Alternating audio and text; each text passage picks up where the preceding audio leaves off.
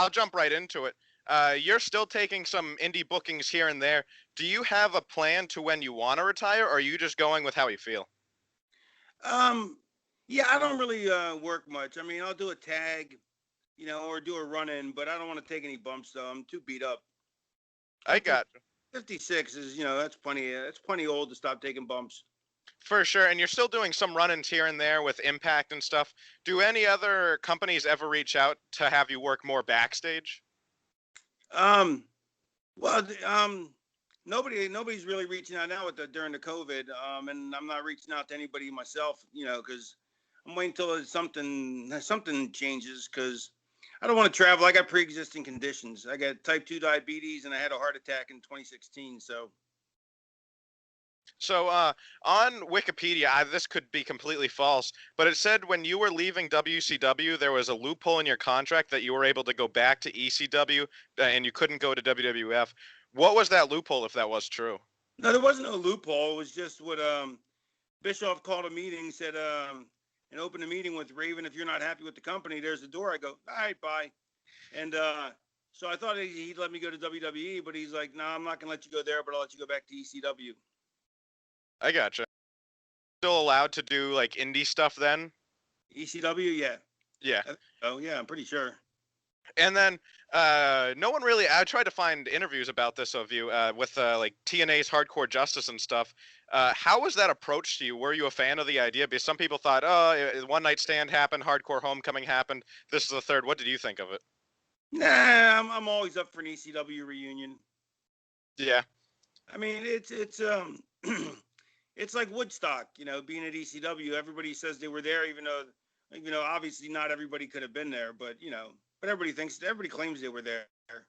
Yeah, and then you went on to have the EV 2.0 angle with Fortune, and then I was a huge fan of it when it happened. The Lethal Lockdown match, I loved it. But looking back on it, do you guys think you should have went over in that match, or do you believe that Fortune should have won? Refresh my memory. So it was like AJ Styles, Bobby Roode, and all of them versus you, Tommy Dreamer, in the cage match in 2010. Oh yeah, vaguely. That was 2010. Yeah. All right. When did I leave Impact? I think you went on to have a couple more matches, but you had your last match against AJ Styles in a house show in December of that year. Oh, okay. I was just curious. So do you think you guys should have went over in the Lethal Lockdown match? I don't remember. Yeah. It's not. It wasn't that big a highlight. Obviously, it wasn't that big a highlight for me because I don't remember. But you know, I think it was just you know, I'm trying to think back on it. If they weren't going to keep using us, then there's no point in it. That's what I was thinking, because most of you ended up leaving the company soon after, so I just wasn't sure if you had a thought. But moving off of that, you had a few movies you've done here and there. What was that experience like, moving from the wrestling world to then being on a movie set? Um, I mean, it's not altogether different. It's like being at a TV taping. You get there early and you sit around all day and wait. Then you do your part, and then you go home. I gotcha. So would you be more open to doing some of them in the future? Yeah, absolutely. Yeah. Once they sort this COVID thing out a little bit. Yeah.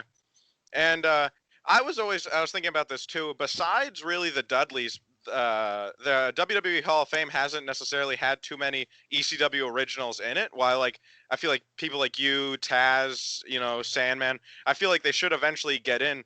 Do you know why? Like, We'll never get in. you don't think so? No. Well, I Is know. it just I know. I won't. I mean, I have too much heat with people in the office. So I'll never get in. But I don't think Sandman and them will get in either. Unfortunately. so after you left? I think in 2003. Has there been no connection since? No, there's been some lawsuits, started by me, and Right, I forgot about that. yeah. So, going back to that, you had the match at WrestleMania where you almost cut the power out to the whole thing. What was the original plan for you to do on the cart? Well, the only thing that we missed in the match was when I was in the golf cart, I was going to keep driving all the way around the Astrodome, and Kane was going to be chasing us, driving behind us all the way around the Astrodome. And so we were going to take a whole lap around the building, and in a race, with him chasing me, but with Big Show choking me, I figured I had to drive kind of crazy and hectic. And the fence was like right against the curb, so I figured if I bounced off the fence, it would look really cool. But the fence wasn't attached, and we went right off the curb and almost, like as you say, turned off the power to the entire building. So His entire show. with that being your idea, back then, did you still have a decent amount of creative freedom when you were in WWE/F? No, I had no creative freedom in WWE. Really? No, that wasn't none of the stuff in that.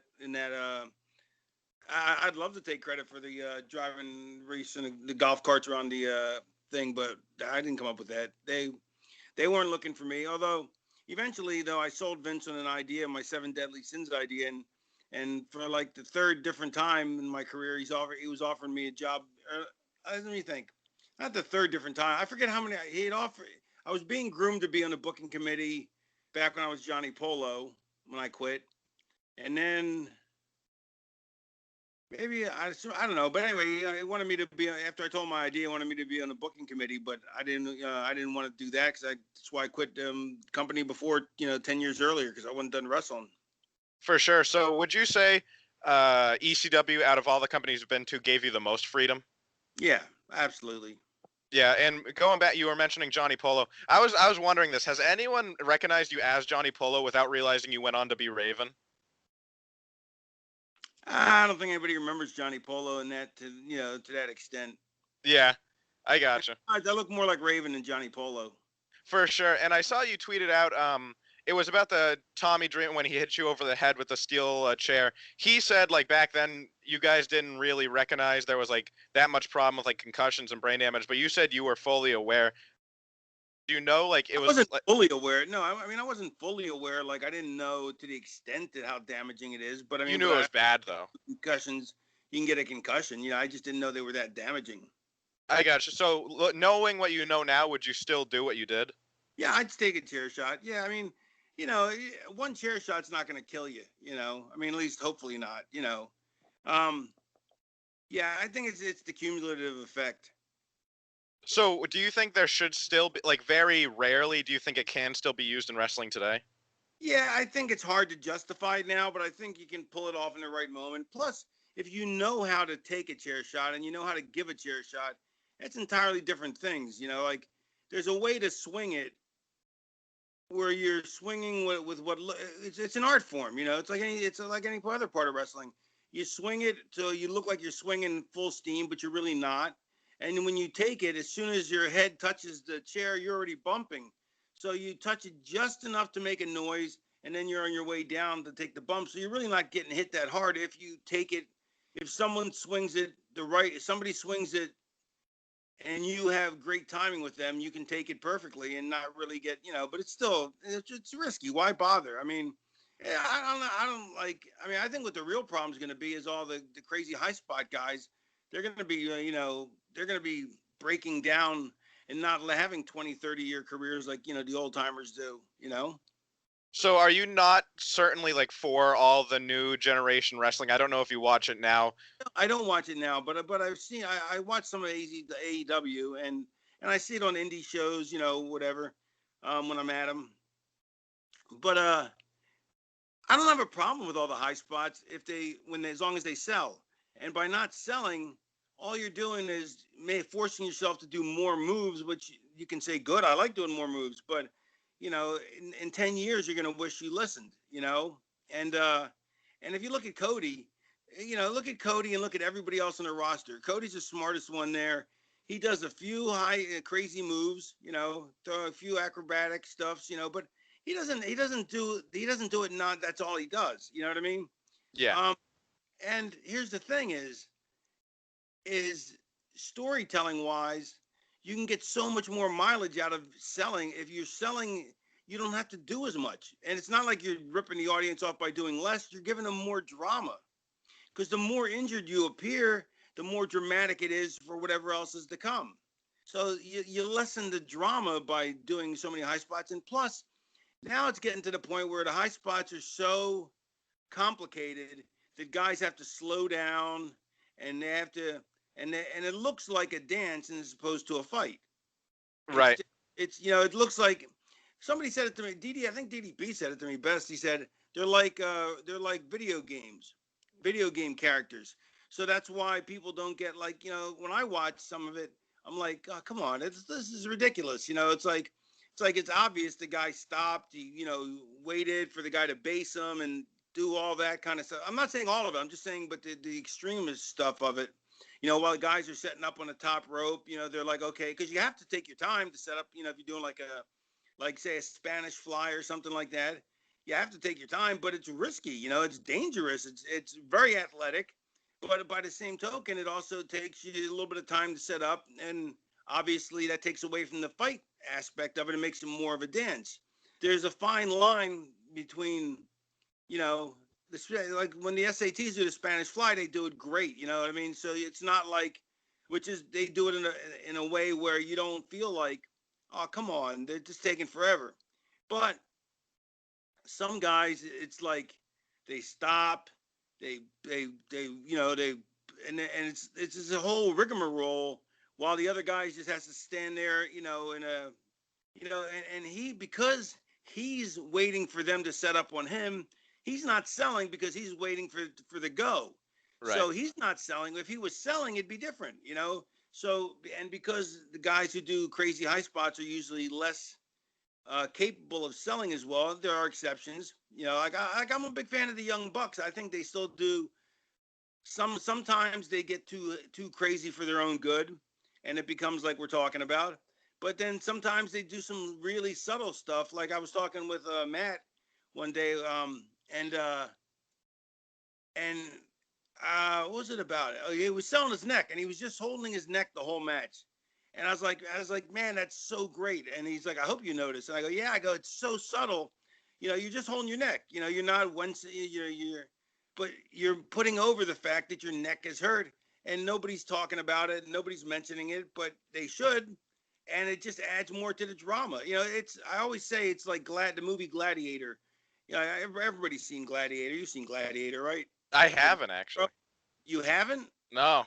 I forget. Kids are young these days. Yeah, that's a statement that makes perfect sense. Kids are young these days. Kids are young every generation.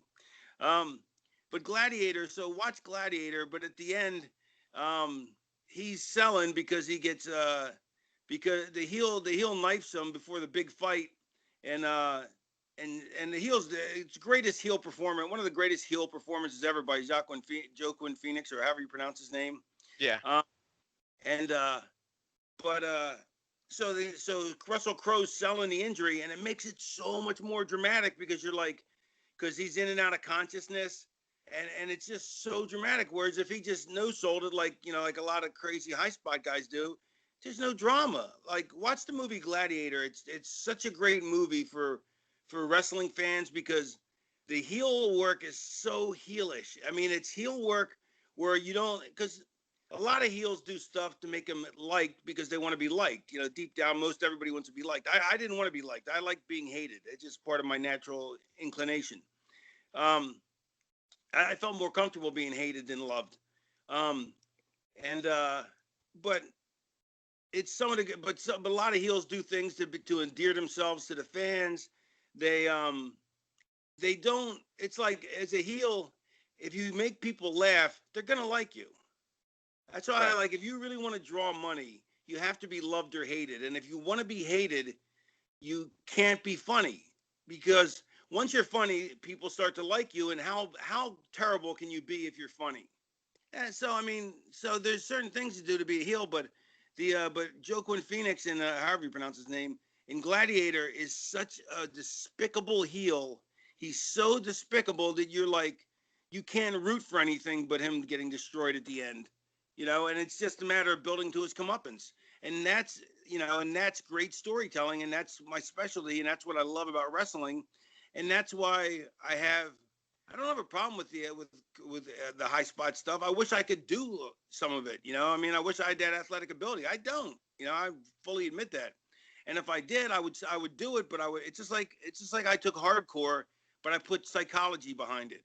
You know, my hardcore matches always had psychology. They had a baby face, they had a heel. The baby face would get heat put on them. The heel would make it. The baby face would make a comeback. You know, I told a story the same way I would, as opposed to most guys have a hardcore match. It just goes back and forth, so it doesn't build dramatically. You know, because For sure. storytelling is what we do. And when we do it, when wrestling is done right, there's nothing better. But when it's done poorly, there's nothing worse. Except when it's done really poorly, and then it's just entertaining on its own merits because it's so stupid. Yeah. So you were saying you were in contact with like Matt Jackson and stuff. Are you like? Yeah, I ran into him at the AEW show I went to. Oh, really? So were you just going as a fan? No. I went backstage to say hi to my buddies, and when I was backstage, I was talking to him, and I was like, you know, you get such a. I was telling. I was saying you get such a bad rap, you know, for not selling, but man, you sold your ass off, you know, and it was such a nice little. It's such a minimal thing, you know. It's like Sandman used to do a minimal thing, but it gets, you know. But he would always, when he'd punch a guy, he'd sell his knuckles. You know, if everybody did it, it wouldn't mean anything. But it's like, you know, it's like you hurt your knuckles because if you throw a punch, you can hurt your knuckles. You know what I mean? It's like everybody needs to have certain quirks. You know what I mean? Like to me, my favorite part of a match is when I have the baby face down and he's starting to come back up and I'm halfway because I got knocked down and I'm gonna sell and I'm halfway up and I'm halfway down and you don't know whether I'm gonna be able to get standing up, and you don't know whether, and you're cheering for him because you want him to get up before I can get to him. But you know, but maybe I'll fall down, maybe I won't because I'm so wobbly, you know, because it's deep into the match, and he's trying to get up, he's just trying to get up, and I'm just trying to gain my footing so I can stop him from getting up and attacking. And the people are in the palm of your hand, and you're doing almost nothing, but the people are so invested. If you do it right and your character's over, the people are so invested in you and so invested in the story and the plot of the angle and the match that it becomes this rare thing that is just magnificent moments, you know. And moments like that are, you know, what I live for in wrestling. You know, it's not the winning, it's not the losing, it's not the, you know, it's the moments like that in the ring that I look for. um, and you know, and it's part of being a storyteller, and that's what I am. I'm a storyteller, you know. But a lot of guys are wrestlers because they want to be athletes. You know, I'm not athletic, you know, but even if I was, I would still be a storyteller first. And I I totally agree. Well, I was watching a match like way back. It was like Haystacks Calhoun versus Buddy Rogers, something like that. And it's just you can totally tell there's like certain things that have just been lost over time, which I hopefully they can come back to. But I don't want to take too much of your time. We're cutting close to almost 20 minutes. So thank you so much for this opportunity. It's been awesome. If you have if you have a couple more questions, go right ahead. I mean, I got a few more minutes. My last one was actually I just was wondering if you had like one thing you wanted people to remember about your legacy. Do you have anything in mind? Um, I'd like what I always say is that is my two of my favorite things that can be said about me. One is if friends ask other friend, like if friends ask people that know me and they go, "Is he really that big an asshole?" Because that means my character got over the way he was supposed to get over. Because the character, you want, like when people ask my friends that, I'm like, that makes me so happy. And they're like, you know, at first they're like, I don't want to insult you, but you know, all my friends think you're an asshole. I'm like, good. I want them to think I'm an asshole. That's what I'm doing out there. And the other thing is if somebody comes up into the business and they got into it because of me, like Corey Graves said that he got into wrestling because of me. That's the biggest compliment you can have.